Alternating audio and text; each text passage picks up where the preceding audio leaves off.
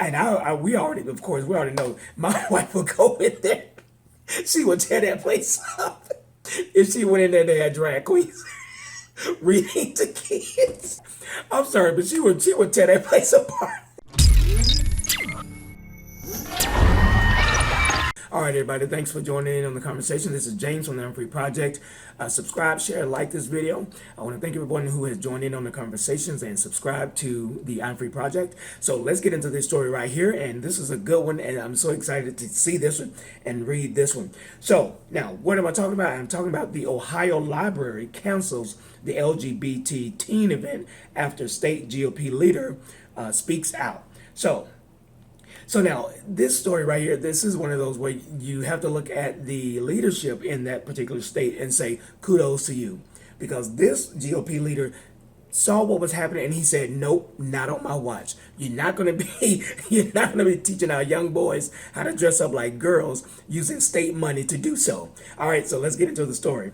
So public libraries in Ohio have canceled LGBT themed teen events after the Republican Speaker of the state's House publicly assailed the plans as a stunningly bizarre breach of the public trust.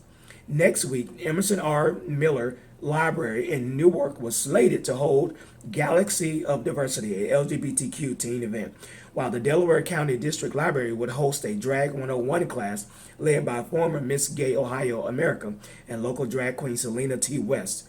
Cleveland.com reports.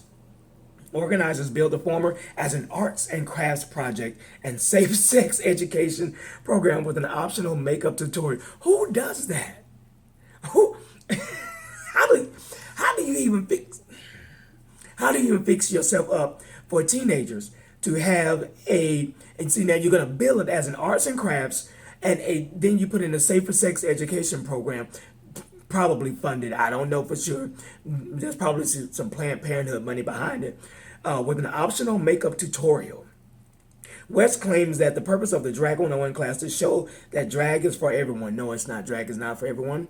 That's for grown men who gets their follies in dressing up like women who don't know who they really are, but they're trying to find themselves through makeup, applause, and dancing to the latest Beyonce songs. So they said this is for everyone, including children, and is neither scary nor sexual, and that's a lie. Because if you look at a lot of the drag queen names, and they're probably starting to change it now to change the face of these drag queens, but when I was out there in that world and we would go to these shows because they used to call it Monday Night Madness at Loretta's in Atlanta. Monday Night Madness.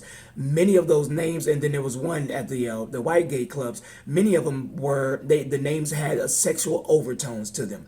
It was always something that had something to do with sex or a body part and stuff like that. So that's a lie right there. And so what they're trying to do is reface and present itself in a more palatable way to the community, because since they're using public funding to do these little, I guess you can these drag queen story hours. So now it's like, okay, let's change the name, let's change the appearance, let's give it a new face. And what does the Bible say?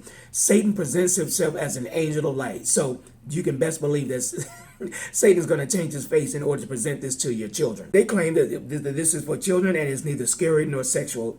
And the speaker, Larry Householder, he responded to the plans with a letter to the Ohio Library Council declaring that he expects this to end immediately. He wrote a nice letter here, and on his own Twitter account, he says, he typed in, I sent this letter to the Ohio Library Council today. Our public libraries are great resources for young and old alike, but they should not be a resource for teenage boys to learn how to dress in drag. I demand it stop now! Exclamation point times 3. And it goes on to say, each and every day across Ohio, libraries are playing an important role in helping our students through literacy programs, books, clubs, and other enrichment activities. He wrote, these and other initiatives like educating young people on the dangers of drugs or teaching them technology skills are the types of programs and activities on which taxpayers hope to see their libraries are focused. Our libraries are an incubator for thought and ideas for debate and discussion, he argued. On this point, we can all agree, but I can also assure you the taxpayers aren't interested in seeing their hard-earned dollars being used to teach teenage boys how to become drag queens. I love it. I love it. I love this kind of stuff. Oh my goodness. So So this is the truth. He's speaking the truth. Most taxpayers, if they are briefed and aware, and what we find out is that most parents are not aware that these things are going on. They're not aware, so they go to these libraries, because my wife takes our kids to the libraries all the time here in Houston. And so, and we already, of course, we already know my wife would go in there. She would tear that place up. If she went in there, they had drag queens reading to kids. I'm, I'm sorry, but she would tear that place apart. I'd probably have to come bail her out, because I'm not going to tell you what she does with. Well, I'll leave that alone, because then I don't want to tip it off. But anyway. So, continuing the story, while the organizers insist their events promoted on that their events promoted only healthy, age-appropriate messages, the world of drag is infamous for heavy sexual content. That is true. A related trend, drag queen story time directed at children in public libraries, has been described by performers themselves as meant to give children unabashedly queer role models and to groom the next generation.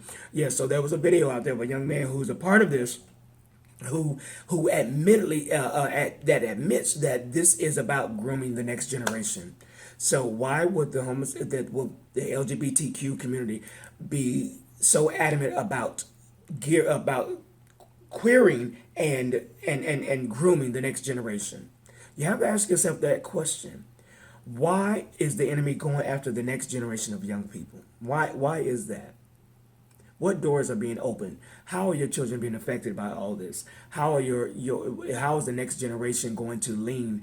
Because it's already out there that more and more kids are now not going to church.